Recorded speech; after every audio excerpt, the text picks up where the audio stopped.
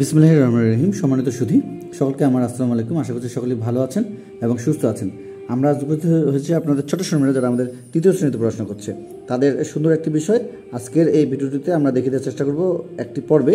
সেটি হলো যে আমাদের এই বাংলা বিষয়কে কেন্দ্র করে আমরা জানি যে বাংলা প্রশ্নে বাংলা বই থেকে যেহেতু আমাদের প্রশ্নটি হয়ে থাকে, এর সঙ্গে আমাদের কিছু অতিরিক্ত বিষয় থেকে থাকে যা কিনা আমরা বাংলা দ্বিতীয় পত্র বা ব্যাকরণ বলে থাকি। কথা হলো সেই বিষয়েরই একটি অংশ এটি আমাদের যারা দ্বিতীয় শ্রেণীতে পড়াশোনা করছে তাদের পরীক্ষায় এসে থাকে এবং এটি একটি করে প্রশ্ন আসবেই। তো সে ধরনের একটি পর্বে আমরা আজকে দেখিতে চেষ্টা করব ফর্ম পূরণ।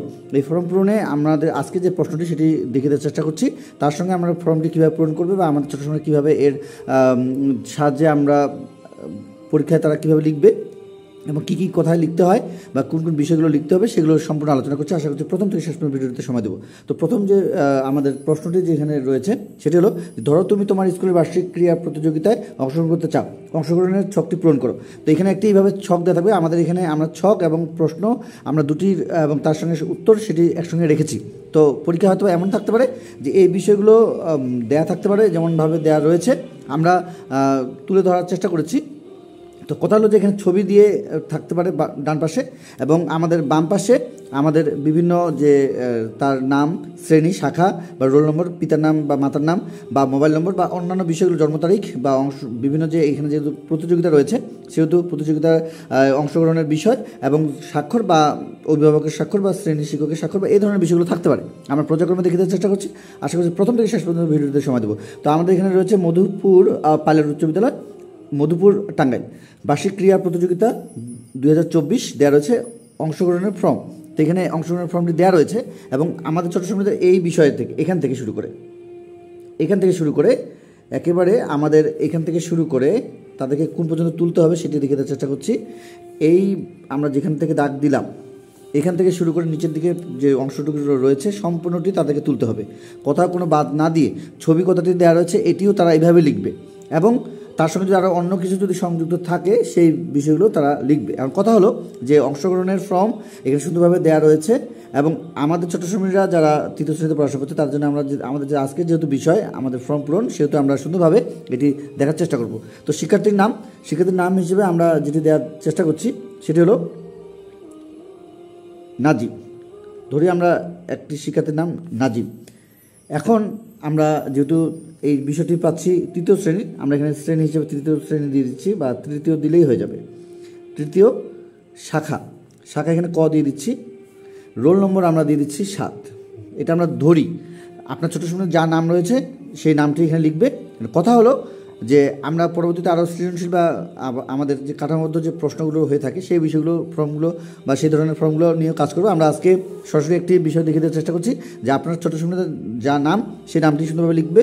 শ্রেণী তৃতীয়, শাখা ক, রোল নম্বর 7 দিয়েছি। পিতা মাতার নাম, এখানে পিতার নাম আলাদাভাবে মাতার নাম আলাদাভাবে এখানে কিন্তু দেখতে পাচ্ছি আমাদের দেওয়া রয়েছে। তো এখানে আমরা দিয়ে দিচ্ছি যে শাহরিয়ার ইদাত। বাবার নাম হিসেবে আমরা দিয়ে দিচ্ছি। মাতার নাম আমরা দিচ্ছি হোসনে আরা।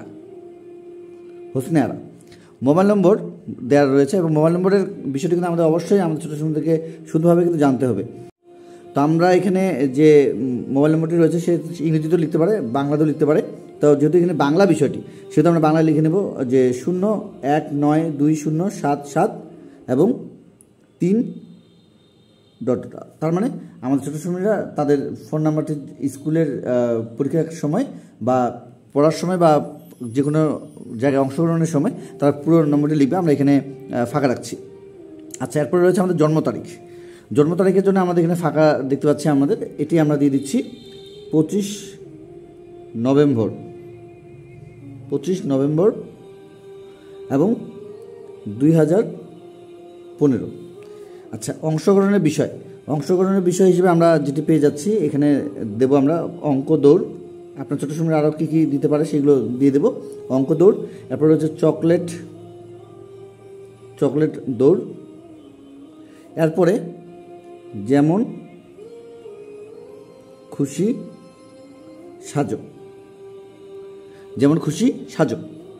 তাহলে আমরা এখানে 3টি অংশগ্রহণের বিষয় পেয়ে যাচ্ছে। একটি হলো অঙ্ক দৌড়, একটি হলো আমাদের চকলেট দৌড়, একটি হলো যেমন খুশি সাজো। এখন কথা হলো আমাদের নিচে আরেকটি অংশ রয়েছে, যে অংশটুকুন আমরা দেখিয়ে দেওয়ার চেষ্টা করছি। যেখানে রয়েছে শিক্ষার্থীর স্বাক্ষর, এখানে রয়েছে শ্রেণী শিক্ষকের স্বাক্ষর। একটি রয়েছে আমাদের শ্রেণী শিক্ষকের স্বাক্ষর, বাম পাশে ডান পাশে রয়েছে শিক্ষার্থীর স্বাক্ষর। এখানে কথা হলো যে শিক্ষার্থীর স্বাক্ষর হিসেবে আমাদের কিন্তু এখানে আমরা যেমন নাম পেয়েছি নাজিম, এই নাজিমটা এখানে দিয়ে দিচ্ছি। কিন্তু এখানে শ্রেণী শিক্ষকের স্বাক্ষর রয়েছে যে এটি ফাঁকা থাকবে, এখানে কোনো নাম বা কোনো কিছু লেখা যাবে না। শিক্ষার্থীর স্বাক্ষরের জায়গায় আমাদের ছোটো সময়রা এখানে যার নাম যা রয়েছে এখানে সুন্দরভাবে এখানে লিখবে। তো এইভাবে নাম লিখে সে সুন্দরভাবে ফর্মটি পূরণ করবে এবং আমরা দেখিয়ে দেওয়ার চেষ্টা করছিলাম আপনাদেরকে যে কীভাবে ফর্মটি তুলবে। তাহলে আমাদের এই যেভাবে রয়েছে ফর্মটি সুন্দরভাবে এইভাবে তারা লিখবে, যাতে করে সুন্দরভাবে ছক আকারে, এবং এটি মূলত এক পৃষ্ঠায় তারা লিখবে। এই ফর্মটি মূলত আমাদের ছোটো সময়রা পরীক্ষার খাতায় এক পৃষ্ঠাতেই তারা যেন লিখে, এই ধরনের বিষয়গুলো আপনারা অবশ্যই নিশ্চিত করবেন। তাহলে আমাদের আজকের যে বিষয় ছিল ফর্ম পূরণের জন্য আজকের বিষয় ছিল বার্ষিক ক্রীড়া প্রতিযোগিতায় অংশগ্রহণের জন্য আপনার ছোটো সময় যারা তৃতীয় শ্রেণীতে পড়াশোনা করছে তাদের জন্য একটি ফর্ম পূরণ ছিল, এবং ফর্মে ছিল শিক্ষার্থীর নাম, শ্রেণী, শাখার রোল নম্বর, মাতা বা পিতার নাম, এবং তার সঙ্গে মোবাইল নম্বর, জন্ম তারিখ, অংশগ্রহণের বিষয়, শিক্ষার্থীর নাম বা স্বাক্ষর, তার সঙ্গে হলো শ্রেণী শিক্ষকের স্বাক্ষর। তো এই ছিল আমাদের ছোটো সময় যারা তৃতীয় শ্রেণীতে পড়াশোনা করছে তাদের আজকে একটি ফর্ম পূরণের আলোচ্য বিষয়, এবং আমরা পরবর্তীতে আরও অন্যান্য বিষয়গুলো নিয়ে কাজ করবো। আশা করছি আপনারা আমাদের ভিডিওগুলো দেখছেন এবং অন্যদের কাছে শেয়ার করছেন। সকলকে জানাচ্ছি অসংখ্য ধন্যবাদ আমাদের পাশে থাকার জন্য। তো আজকে এই পর্যন্ত সকল সুস্বাস্থ্য কামনা করে, আপনাদের ছোট্ট সময় সুস্বাস্থ্য কামনা করে আজকের মধ্যে বিদায় নিচ্ছি। খোদা হাফেজ।